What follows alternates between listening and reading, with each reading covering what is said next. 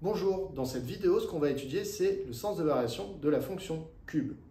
On va montrer que la fonction cube est strictement croissante sur R. Attention, cette démonstration, on l'a fait avec des arguments de classe de seconde. On y va. Alors, pour le sens de variation de la fonction cube, eh bien, on va séparer la démonstration en deux étapes.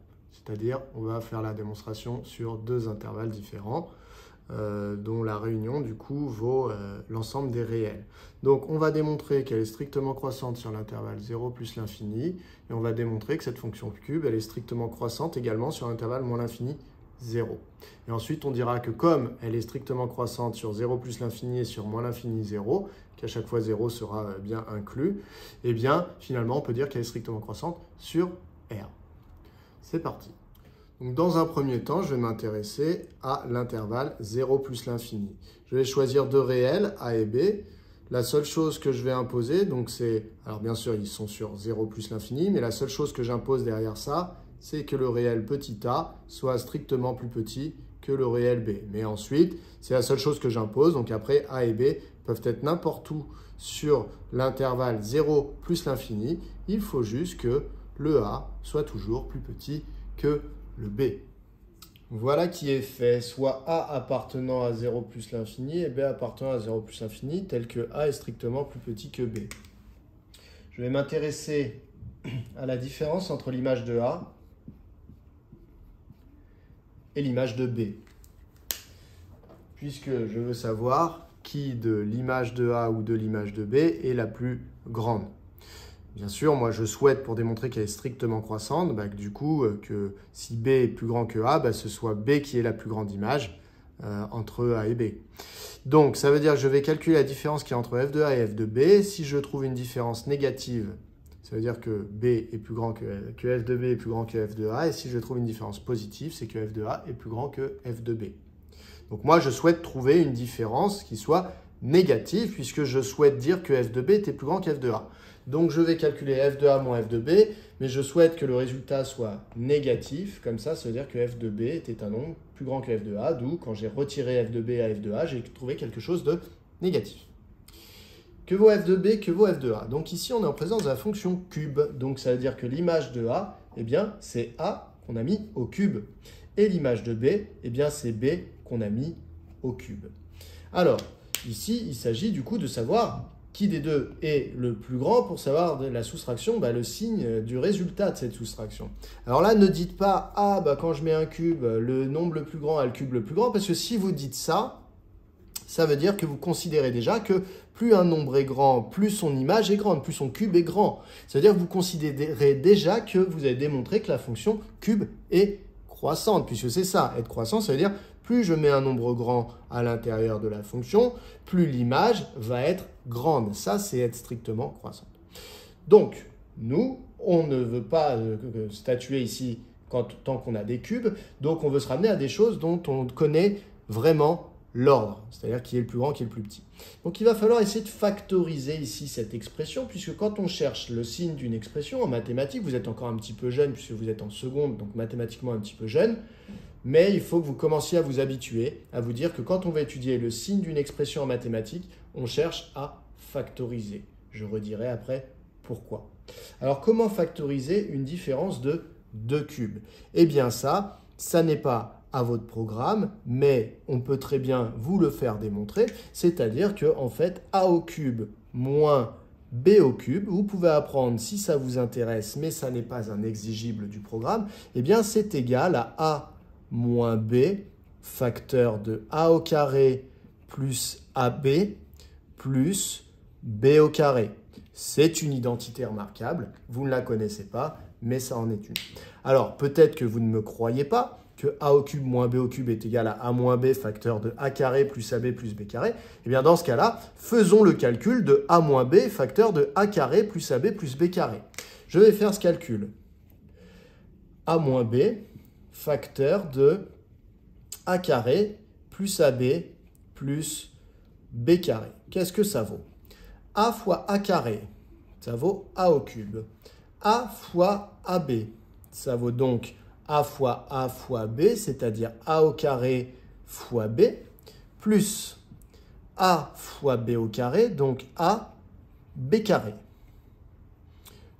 Ensuite, ici, j'ai moins B fois A carré, donc ça fait moins A carré fois B. Moins B fois AB, donc moins AB au carré. Et moins B fois B au carré, donc moins B au cube. Donc je décale un tout petit peu, hop. Donc qu'est-ce que cela vaut? Eh bien, A carré B ici, je retrouve moins A carré B juste derrière, donc A carré B moins A carré B, cela s'annule.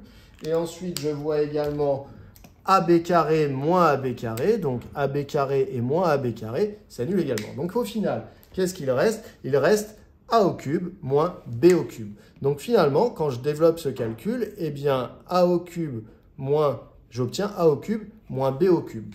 Voilà la démonstration de pourquoi A au cube moins B au cube est égal à cette forme factorisée. Donc moi, je vais l'utiliser directement. Donc A au cube moins B au cube, en réalité, c'est égal à A moins B, facteur de A au carré plus AB plus B au carré. Voilà. J'efface ça et je reprends. J'ai donc factorisé. Alors, je vous avais dit que je reprendrais. Pourquoi on préfère une forme factorisée pour étudier un signe? Eh bien, parce que pour étudier un signe compliqué, eh bien, quand on arrive à factoriser, eh bien, on peut étudier deux signes qui, en général, sont un petit peu moins compliqués. Alors ici, par exemple, je vais étudier le signe de A moins B, premier facteur dans le produit qui est en rouge ici. Et ensuite, je vais étudier le signe de A carré plus AB plus B carré, deuxième facteur dans le produit qui est symbolisé en rouge ici. Lorsque je connaîtrai le signe de ces deux facteurs, eh bien la fameuse règle des signes, ou plutôt la règle que vous connaissez sous ce nom-là, dans une multiplication, va me permettre de trouver le signe du résultat. En effet, si je sais que le facteur vert, par exemple, est positif et que le facteur bleu est positif, ça veut dire qu'en multipliant deux nombres positifs, j'obtiens un résultat positif. Par contre, si je trouve que le facteur vert est négatif et que le facteur bleu est positif, ça fera un nombre négatif ou un nombre positif, ça fera un nombre négatif, le résultat. Voilà, donc vous avez cette règle que vous connaissez bien. Donc finalement, plutôt que d'étudier le signe compliqué qui est là, je vais étudier le signe de A moins B, je vais étudier le signe de A carré plus AB plus B carré, et j'en déduirai le signe du coup de A au cube moins B au cube. C'est parti. Alors, pour A moins B, si vous avez fait déjà des démonstrations pour la fonction carré, pour la fonction racine carrée, eh bien pour la fonction cube, ça fonctionne toujours de la même manière, c'est-à-dire que A moins B va être strictement négatif, puisque nous avons choisi A strictement plus petit que B. Donc ça veut dire que si à A, je retire B qui est plus grand, je vais obtenir un nombre négatif. Autre manière de voir, A est strictement plus petit que B. Je peux retirer B des deux côtés de l'inégalité. J'obtiens A moins B dans le membre de gauche, strictement plus petit puisque retirer un même nombre dans les deux membres d'une inégalité ne change pas le sens de l'inégalité. Donc A moins B est plus petit que, et B, je retire B, donc B moins B. Mais B moins B, c'est égal finalement à 0. Donc ça veut dire qu'ici, je peux tout simplement remplacer B moins B par 0. J'ai donc prouvé que A moins B était strictement inférieur à 0. Et être strictement inférieur à 0, en fait, c'est avoir un signe négatif. Je m'intéresse maintenant à A carré plus AB plus B carré. Ici, nous sommes dans le cas où A et B ont été choisis sur R+, c'est-à-dire sur 0 plus l'infini, c'est-à-dire encore que A et B sont positifs. Donc A et B sont positifs, donc lorsque je vais prendre le carré de A, le résultat est positif puisque c'est un carré. Le résultat de B au carré, puisque c'est un carré, c'est également positif. Et le résultat de A fois B, si je multiplie A et B qui sont des nombres positifs puisque choisi positif, eh bien le produit sera positif. Donc je vais additionner nombre positif avec un nombre positif avec un nombre positif. J'obtiens donc un nombre positif. On va écrire ça. Donc 2 plus, puisque je rajoute un nouvel argument. Eh bien, A est supérieur ou égal à 0, puisqu'il est choisi dans 0 plus l'infini. Et B, il est supérieur ou égal à 0, puisqu'il est choisi dans 0 plus l'infini. Mais, C'est la même chose que dans les autres démonstrations des autres vidéos. C'est-à-dire qu'en fait, B, j'ai dit qu'il était supérieur ou égal à 0, mais en réalité, il ne peut pas être égal à 0. Pourquoi il ne peut pas être égal à 0? Je réexplique. Eh bien parce que si on représente la droite des réels, eh bien qu'est-ce qui peut se passer? A est choisi dans 0 plus l'infini. Alors, première possibilité, A est ici. C'est-à-dire que A ne vaut pas 0. Si A ne vaut pas 0, B qui est strictement plus grand que A, bah, il ne peut pas valoir 0. Donc ça, c'est le premier cas de figure, c'est si A ne vaut pas 0. Donc dans ce cas-là, c'est réglé, B non plus. Par contre, il se pourrait que A soit égal à 0, puisqu'on a dit A appartient à 0 plus l'infini, soit il ne vaut pas 0, soit il vaut 0. Donc s'il vaut 0, ça veut dire que A se situe du coup ici. Si A est ici, c'est-à-dire que A vaut 0, et bien B, le problème, c'est qu'il est strictement supérieur à A. Donc B ne peut pas valoir 0 si A vaut 0. Donc B vaut forcément un nombre différent de 0. Donc finalement, A et B ne peuvent pas être égaux à 0 en même temps, ce qui impose à B, lui, qu'il ne peut jamais être égal à 0. Pour ceux qui ne sont toujours pas convaincus, bien imaginons que B soit égal à 0. Qu'est-ce que ça voudrait dire? Si B vaut 0, comme A est strictement inférieur à B, ça imposerait à A d'être strictement négatif, puisque strictement plus petit que 0. Et A ne peut pas être strictement plus petit que 0, puisqu'on l'a choisi dans 0 plus l'infini. Donc encore une fois, B ne peut pas être égal à 0, donc finalement je peux dire que B est strictement positif. Du coup, qu'est-ce que ça veut dire? Eh bien, ça veut dire que quand je vais faire cette opération, pourquoi je vous embête avec le strictement positif? Bah parce que cette somme ici, moi j'aimerais bien qu'elle soit strictement positive, c'est-à-dire qu'elle ne puisse jamais être égale à 0. Or, une somme de nombres positifs, pour qu'elle soit égale à 0, la seule possibilité c'était que tout le monde soit égal à 0.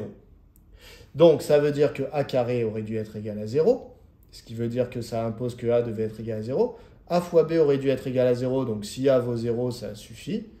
B ne peut pas valoir 0, mais si A vaut 0, A fois B, ça fait 0. Par contre, B au carré, comme B ne peut pas être égal à 0, B au carré ne peut pas être égal à 0. Donc je vais additionner, dans le pire des cas, 0 plus ici un nombre strictement positif.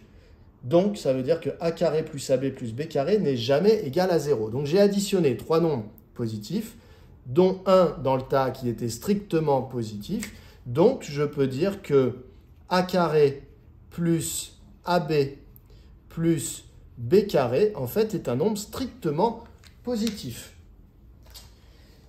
Cette inégalité veut dire simplement que ce nombre est strictement positif, puisque être strictement plus grand que 0, c'est être strictement positif. Du coup, le produit qui est symbolisé en rouge ici, de ce nombre fois celui-là, eh bien c'est un produit qui multiplie un nombre négatif avec un nombre positif, et même strictement négatif avec un nombre strictement positif. Ça veut dire que quand je fais ce genre d'opération, j'obtiens un nombre strictement négatif, d'après la fameuse règle des signes. Donc ça veut dire que f de A moins f de B est en fait strictement négatif. Ce qui veut dire que f de B est plus grand que f de A, puisque j'ai retiré f de B à f de A. Si j'obtiens quelque chose de négatif, c'est que j'ai retiré trop par rapport à f de A. Autre manière de voir les choses un petit peu plus mathématiques, eh bien si f de A moins f de B est strictement négatif, si je rajoute dans les deux membres de l'inégalité le nombre f de B, eh bien là le moins f de B va s'annuler avec le nombre f de B que je rajoute, et de l'autre côté, je vais avoir 0 plus f de B, c'est-à-dire f de B. Donc j'obtiendrai que f de A est strictement plus petit que f de B. Et ça, c'est la définition d'une fonction strictement croissante. Lorsque vous choisissez A strictement plus petit que B et que vous obtenez que f de A est strictement plus petit que f de B, et que ça, c'est vrai pour tous les A et tous les B que vous auriez pu choisir, eh bien, ça veut dire que la fonction est strictement croissante puisque le nombre le plus petit a l'image la plus petite et le nombre le plus grand a l'image la plus grande. Vous venez donc de prouver que la fonction cube est strictement croissante sur 0 plus l'infini. Voilà, donc si je reprends le graphique, eh bien ça me donne ça. J'ai prouvé sur 0 plus l'infini. Maintenant, je vais m'intéresser à ce qui se passe sur moins l'infini 0. Donc ça veut dire que cette fois-ci, les nombres A, donc petit a, et petit b, je vais les choisir sur l'intervalle moins l'infini 0. Voilà. Donc je vais les choisir n'importe comment. Par contre, je vais imposer quand même que le nombre petit b doit être strictement plus grand que le nombre petit a. Voilà. Donc je m'intéresse à cet intervalle-là. Donc je prends un réel a sur R-, c'est-à-dire sur l'intervalle moins l'infini 0 fermé en 0, et un réel b sur le même intervalle, mais par contre j'impose que le petit a est strictement plus petit que le petit b. Je veux savoir qui de l'image de a ou de l'image de b est la plus grande, donc je fais la différence entre ces deux images. L'image de a, puisque f est la fonction cube, eh bien c'est a au cube. L'image de b, puisque f est la fonction cube, c'est b au cube. Je réutilise la même factorisation que tout à l'heure. A au cube moins b au cube, c'est égal à a moins b, facteur de a au carré plus ab plus b au carré. Je l'ai démontré tout à l'heure. Je vais donc, pour connaître le signe de f de a moins f de b, étudier le signe de ce produit, puisque dans un produit, la fameuse règle des signes s'applique. Je vais commencer par étudier le signe de a moins b. On commence à avoir un petit peu l'habitude. Donc, on va dire or a est strictement plus petit que b. Donc, ça veut dire que si à a, je retire b, j'obtiens un résultat strictement négatif. Donc, ici, le signe de ce nombre a moins b, c'est négatif. Je vais maintenant m'intéresser au signe de a carré plus ab plus b carré. Pour cela, je vais rajouter un autre argument. Cette fois-ci, ce qui va me servir, c'est que a et b ne sont pas sur n'importe quel intervalle, ils sont sur moins l'infini 0. Donc, ça veut dire, je vais utiliser que a est inférieur ou égal à 0 et que b est aussi inférieur ou égal à 0. Mais, souvenez-vous, l'histoire de la droite des réels qu'on a vu juste avant, si je place 0 dessus, eh bien, qu'est-ce qui se passe? Le a est toujours plus petit que le b. Donc, dans le pire des cas, le b vaut 0. Et dans ce cas-là, a ne peut pas valoir 0, puisque a est strictement plus petit que b. Donc, en réalité, le a, il a beau être choisi sur moins l'infini 0, comme il y a la condition comme quoi il doit être strictement plus petit que b et que la plus grande valeur possible de b, c'est 0, eh bien, a ne peut pas atteindre 0. Donc, ça veut dire que finalement, a est strictement négatif. Du coup, qu'est-ce que ça fait? Eh bien, ça fait la chose suivante. Ça veut dire que quand vous allez calculer a au carré,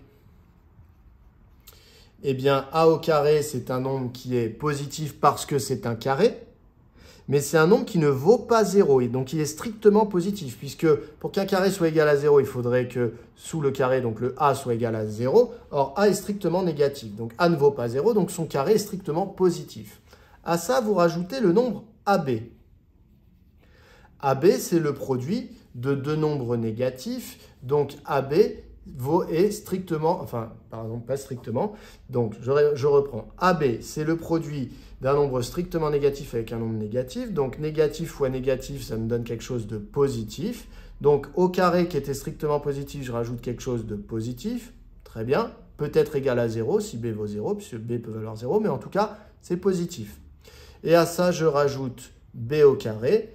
Et le carré de b, comme n'importe quel carré de nombre réel, eh bien, c'est un nombre positif. Peut-être qu'il vaut 0 si b vaut 0, mais en tout cas, c'est positif. Donc, on a un nombre strictement positif, à qui on a rajouté un nombre positif plus un autre nombre positif. On obtient donc un résultat strictement positif. Cette inégalité vient me dire que finalement, ici, ce facteur a un signe positif. Ce qui veut dire qu'en fait, f de b moins f de a, c'est le produit d'un nombre négatif avec un nombre positif. Donc finalement, cela veut dire que f de a moins f de b a un résultat qui est strictement négatif, puisque ici j'avais un nombre strictement négatif ou un nombre strictement positif. Donc, cela veut dire que f de a est plus petit que f de b. Et donc, on a prouvé que lorsqu'on prenait a strictement plus petit que b, sur moins l'infini 0, eh bien l'image de A restait bien plus petite que l'image de B. Donc A et B étaient rangés dans le même ordre que leurs images. Et ça, c'est la définition d'une fonction strictement croissante. Donc, eh bien, la fonction cube est strictement croissante sur moins l'infini 0. J'ai donc prouvé que sur l'intervalle moins l'infini 0, la fonction cube est bien strictement croissante. Et donc maintenant, comme j'ai prouvé qu'elle était strictement croissante sur moins l'infini 0 et que juste avant j'avais prouvé qu'elle était strictement croissante sur 0 plus l'infini, eh bien ça veut dire qu'en fait elle est strictement croissante sur R tout entier. Donc la fonction cube est strictement croissante sur R. Alors vous pourriez vous poser la question à savoir pourquoi est-ce qu'on a distingué moins l'infini 0 et 0 plus l'infini, puisqu'au final sur R c'est strictement croissant. C'est juste une question de démonstration, c'est-à-dire qu'en fait on aurait écrit ce calcul-là, si on avait dit sur R, et en fait dans ce calcul-là, alors déjà donc A moins B aurait bien été négatif, mais on aurait eu du mal à trouver le signe de A carré plus AB plus B carré, parce que si on choisit un A négatif et un B positif, vous voyez, A fois B peut très bien être négatif. Donc c'est plus aussi simple de prouver que ce nombre en fait est toujours positif. Voilà, donc je referme la parenthèse. C'était plus simple de distinguer les deux cas pour l'étude du signe de A carré plus AB plus B carré. Voilà. C'est terminé. Je vous encourage à aller voir les démonstrations pour la fonction carré, pour la fonction racine carrée et pour la fonction inverse. Je vous les mets au-dessus en lien. À bientôt!